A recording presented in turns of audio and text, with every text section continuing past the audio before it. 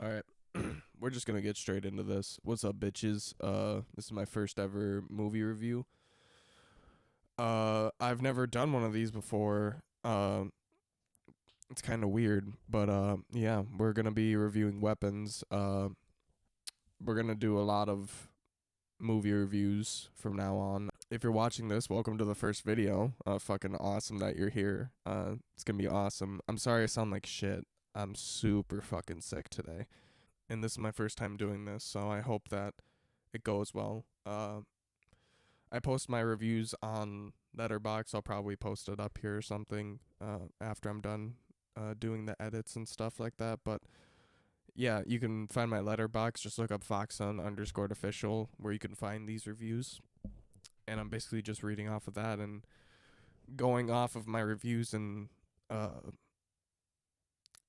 letting you guys know how I feel about these movies and a little bit more besides just what's in the letterbox. So we're going to do a little bit of extra stuff.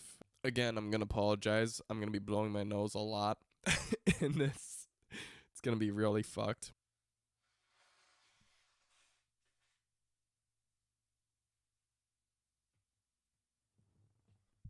So if you see the fucking toilet paper there, I wasn't fucking jerking off. You hear me? I wasn't fucking jerking off. I wasn't fucking jerking off. This movie, right? I went to go see it with my brother, and I think I was with a friend as well. I've heard a lot of complaints about it. I've tried to see those complaints from their perspective. And yes, there's some nitpicky things you could say about this film, but at the end of the day, I feel like this is just a really good horror movie and just a really good fucking scary time. I'm going to try and keep like these first half of the reviews spoiler free. Uh for those who do want to go see the movie, and I'll let you guys know when I'm going to dive into spoilers. But when it comes to this movie was really creepy.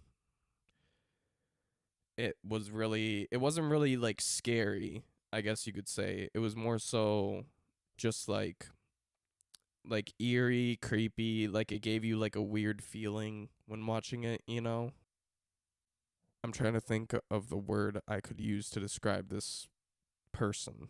This movie has a character in it that you feel so much hate towards that it's really hard to put into words. There's very few characters in horror movies or movies in general, where I genuinely hate the person who's on screen, like genuinely hate the person who's on screen. And not because they're like bad or anything, like they're great in the movie, great acting, but their character is just fucking terrible, awful person. Not that it was like really, not that it was hard to watch or anything, but it kind of was in a sense, in a sense where I just like, I wanted what was better for our protagonist, whatever our character that we were following was going through. I wanted better for whatever that person was going through. It made me more so feel for them and hate our, I guess you could call them an antagonist. That being said, I love Zach Kreger. I saw Barbarian. That movie was great. Didn't really know what else to expect from Zach Kreger after that movie. Like I would have thought he dropped more movies by now, especially like Osgood Perkins. Osgood Perkins has got like 2 movies coming out this year. He's got one in October, and I think he's got another one coming out here shortly. But I was expecting him to make more movies, but it seems like he's really devoted to his projects and wants to make like a movie really fully fledged out. He's always like picking apart things and putting them back together and reassembling things and trying new ways to film. So it seems like a very interesting way to make a movie, is like kind of taking out everything at the end and putting in everything at the end as well. But I love Zach Kreger. I loved Barbarian. Barbarian was great. Barbarian was more playing on the horror tropes and playing on the tropes of like human instincts and just like making the normal not normal. I feel like that's the best way you can make horror. So I feel like Barbarian was a better horror film, but Weapons was a lot creepier, and I think I just overall enjoyed my experience with Weapons better. I guess you could say at the end of the day, there are things that I enjoy about Barbarian more, and there are things that I enjoy about Weapons more. I feel like the creepy moments in Weapons are a lot better, but I feel like the score and the way it's shot and everything in Barbarian is way better. So it's a little weird. And I will say that two great films in a row usually has me hooked in, and I'm still very hooked in to see what Zach Kreger does in the future, but I'm not worried, but I guess you could say I'm skeptical of where it's going to lead, cuz I do know that he's working on a future Resident Evil project. And I'm very interested to see where that goes, because from what he's talking about, it sounds very original, and it doesn't sound like we're following any of the characters from the games. I wouldn't be I would be kind of surprised if we did see the characters from the games actually. Like if Leon popped in, I would be kind of shocked actually, but I don't know. I feel like that's the best way to go about a Resident Evil movie. I'm just very interested to see where it goes and where he wants to take it, because it could be a hit or miss for sure. It seems like it could be great, or it seems like it could be fucking awful, one of the worst movies ever. But anyways, I'm going to kind of dive into spoilers now. The last thing I'm really going to say about this before I dive into spoilers, love the antagonist, I guess you could say. Loved the person that we were despising in this movie the most. There was a person in this movie that we as a viewer are meant to hate, and they do a good job of making you hate them. The score was great. Really love the score. I thought I'll definitely be listening to it one of these days. I don't know if it was quite as good as Barbarian. I really like how ominous that one is, but this one really adds a whole sense of like, almost, it's kind of weird to compare to this, but kind of like The Conjuring, with those like really high violins. They really do a great job at that. Something that I haven't mentioned yet that you might be shocked by. I wasn't shocked by it, because I feel like these two genres of movies blend well. There is a blend of comedy and horror in this movie, and it might throw you off, but there is a sense of comedy in this movie as well. And it's more like, this comedy in this movie is really like not unfunny, but it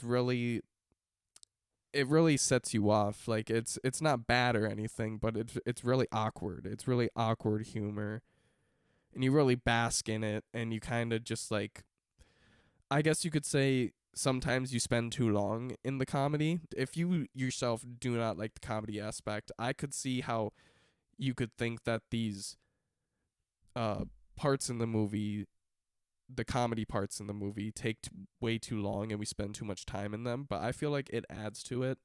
I personally feel like it adds some sort of breath of fresh air in this world of chaos. It kind of was nice at the end, and then like the middle part, there's like a couple funny parts. If you're going into this movie expecting there to be zero comedy, you are going to be thrown off for sure. But even if you are thrown off, I would still try your best to enjoy it. I still feel like the comedy is very good. I feel like it's great. I feel like there's not a lot to hate on this movie besides, I guess you could say just some plot holes. If you're really nitpicky, like I feel like this movie's great. I feel like there's a lot of movies that just get shit on too much now, and it's movies that are good still, but they're missing something. And I feel like those movies that do get shit on, that have that, don't need to get shit on. There's plenty of other worse movies out there, and if the movie has something, it has something. I'm still gonna give it a couple of stars. But for this movie, I gave it 4.5 stars, because I enjoyed it a lot. I gave it pretty high because I really enjoy horror in general, but I also just really enjoyed the premise of this one. It really gave it like a creepypasta sort of feel. I was really hooked in after the first half of this movie, but I was really hooked in throughout the whole thing. I thought it was a great experience, and I would definitely watch this movie again. I will definitely be buying it, and I hope you guys do too. Now, to get into spoilers, what I was talking about earlier with the protagonist and the antagonist, Aunt Gladys, the character, is fucking ridiculous. She is, if you think about it, the first time you see her, I'm not trying to sound offensive when I say this, but she is so caked up in makeup, she kind of looks like a clown. Like, it's really bizarre, and she's wearing bright clothing. I don't know what inspiration Zach Kreger took to design Aunt Gladys, but when you see her, it is so different from everything you've experienced in this movie that it is off-putting, and it really creeped me out as a viewer. I could see how someone could just find it funny and stupid, but I was really creeped out when I saw this character. I didn't know what to fucking think, because I think the first time we see her is in the woods when... No, yeah, maybe. I don't know. I don't know when the first time we see her is. I think the first time that we see her is maybe either in the woods with the druggie or in the vision with the dad. I think that's actually the first time that we see Aunt Gladys. So we gotta talk about this real quick as well before we dive into the vision with the dad and Aunt Gladys and seeing her fucking face morph onto his son. We gotta talk about the floating gun. Now, a lot of people are shitting on this and hating on it, and I understand.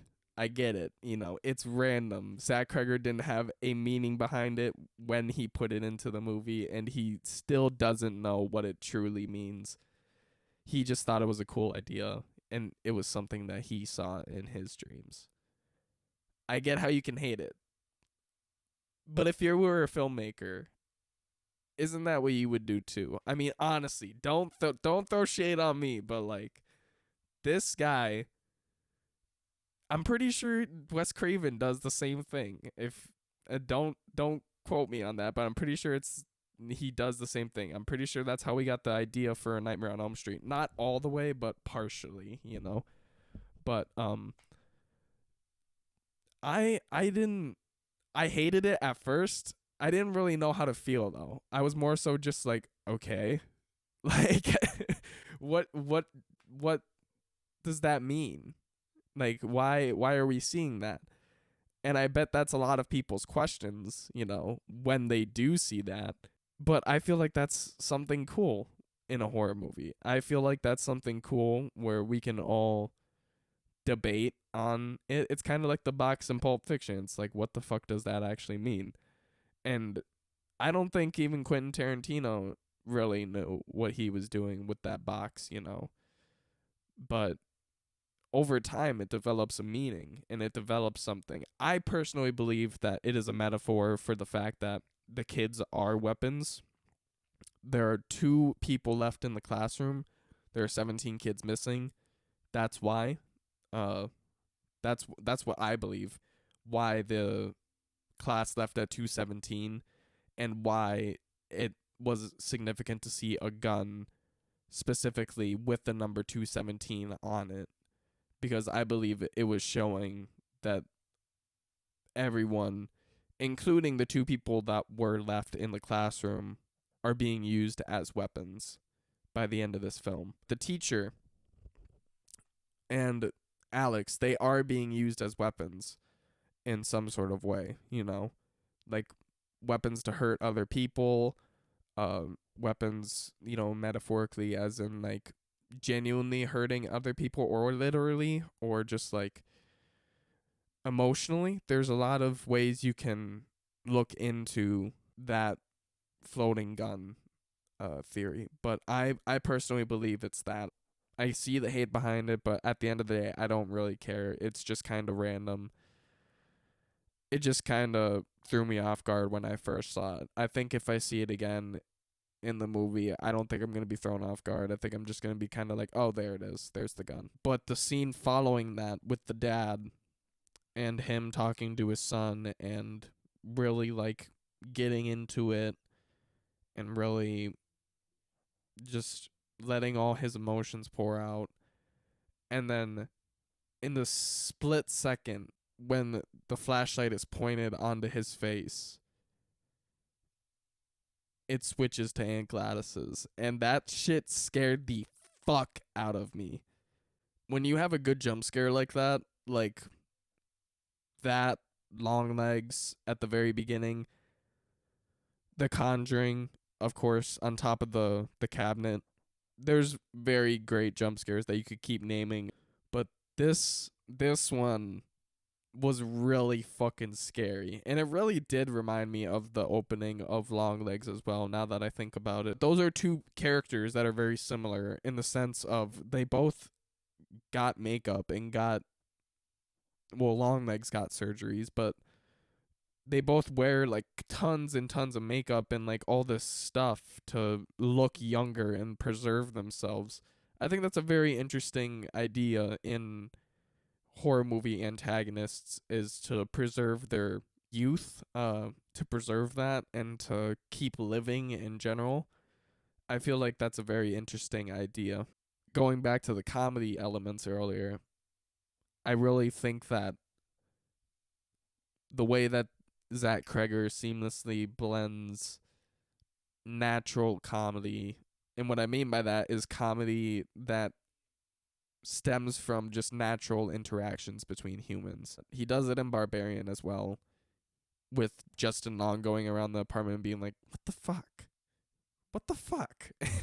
There's a lot of great scenes with Justin Long in that movie, just being a stereotypical douchey human. And there's a lot of scenes in this movie as well with humans. I don't know the actor's name. You'll know who I'm talking about. He's the druggie. Uh, Great actor in this movie, by the way. I thought he was a lot of fun. With him being douchey as well, and him being just a terrible fucking person. There are some things that I will say you could complain about with Aunt Gladys. Like, why are they receiving visions? Like, if she doesn't want to be found, she doesn't have to send them visions. I mean, it's just kind of pointless of her to send visions. But it's a fucking horror movie. I mean, really, don't complain about that shit at the end of the day. Just enjoy your time. I get that you want to find the perfect movie, but this is a great horror movie. And complaining about something as little as like, why did she do this, that's the kind of stuff that doesn't make horror movies good. It's like, we don't need a motive behind everything, and sometimes a motive, especially in this type of movie, isn't necessary. We're not really meant to have all the answers. So at the end of the day, I feel like this is just a really good horror movie. I really enjoyed this one. I would recommend it to you guys to go check it out if you haven't seen this movie. I don't know if it's on anything, but I'm pretty sure it's available to rent now. And yeah, you can find it on pretty much just Amazon, I think, for now. So go check it out if you got the money, if you got time. Excuse me, if you got time as well. I think it's worth your experience and worth a viewing, at least. Even if you don't enjoy the film, it's worth a watch. But that's gonna do it for this one. This is my first ever movie review. We will do some more. Let me know if you guys like the setup. I just like this spot because it's pretty comfy, and I feel like it's a nice spot for you guys. Thank you guys again for watching. I appreciate you all, and don't kill each other. We're not living in a horror movie. And if you have kids that are trapped in your basement, let them out. They don't deserve to be trapped down there. So yeah, thank you all for watching, and I hope you all have a great day, and don't murder each other, and stay safe. Have a good one.